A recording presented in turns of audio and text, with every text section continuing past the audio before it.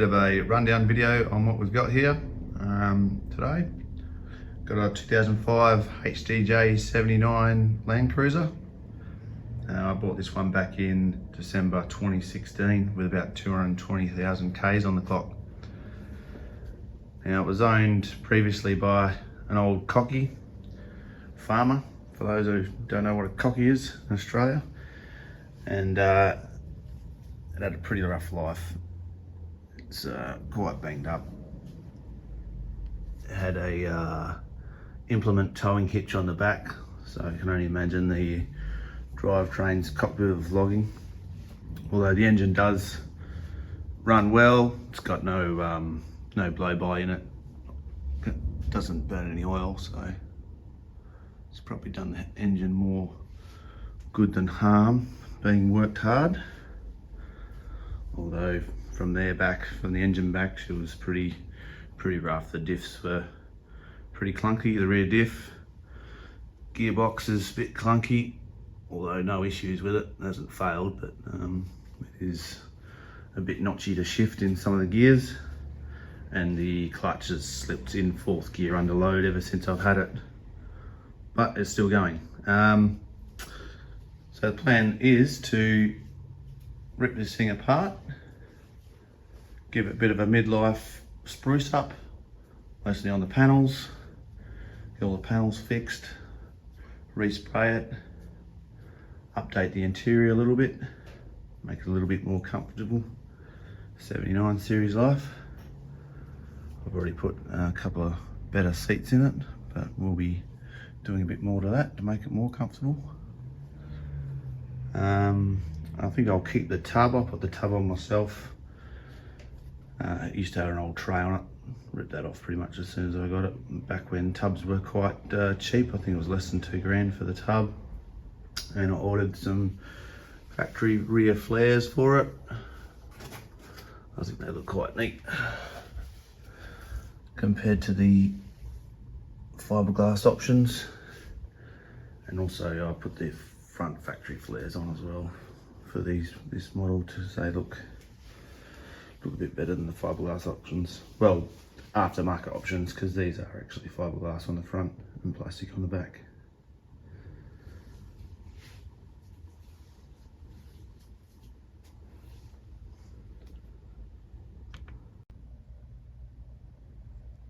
Now, to do these mods in WA, which is where this vehicle was registered, we have to go through a engineering and application process.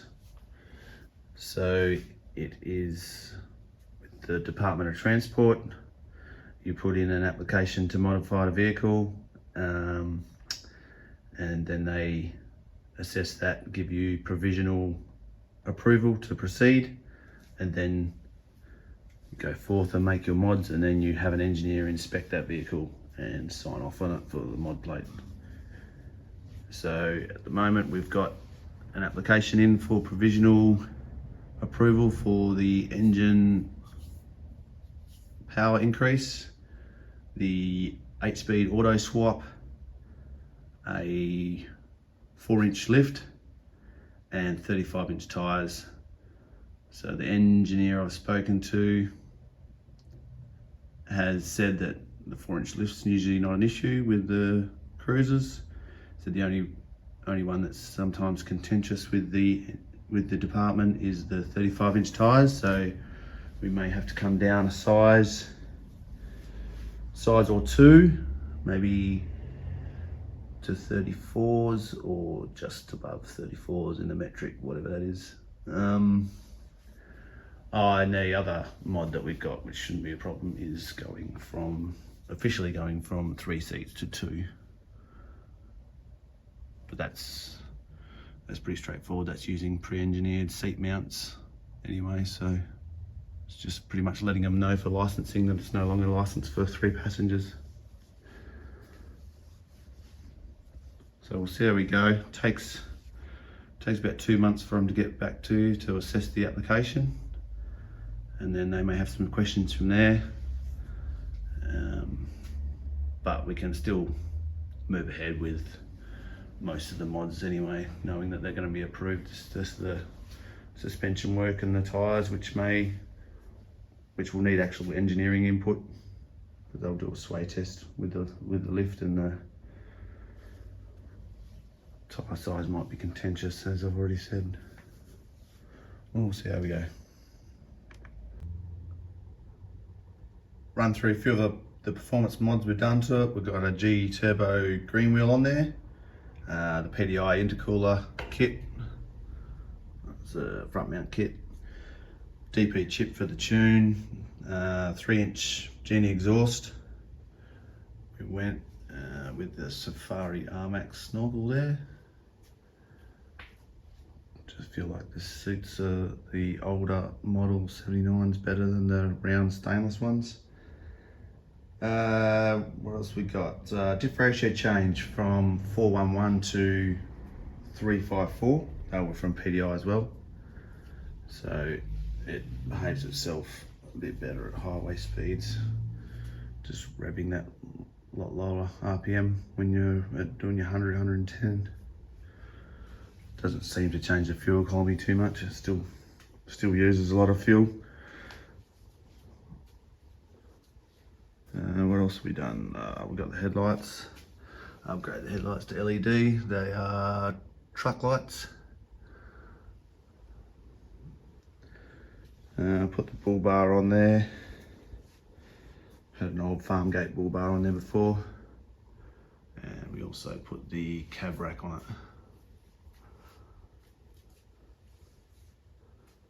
which is more aesthetic than anything, because I don't think I've ever put anything on there, but looks good.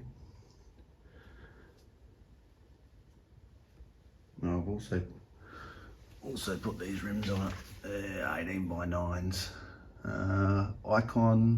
Ion alloys from the US. They imported them from the US back when eBay freight was cheap. I think it was about 80 bucks at the time. 80 bucks from the US to Western Australia for 4 rims. Unheard of nowadays. What else have I done here? Also, we gave it a 2-inch lift and put some heavier duty Coney shocks in there. Although it's not really comfortable, it doesn't handle that well with those shocks, and I've just got the standard rear springs and some airbags in there. So looking to improve that as well.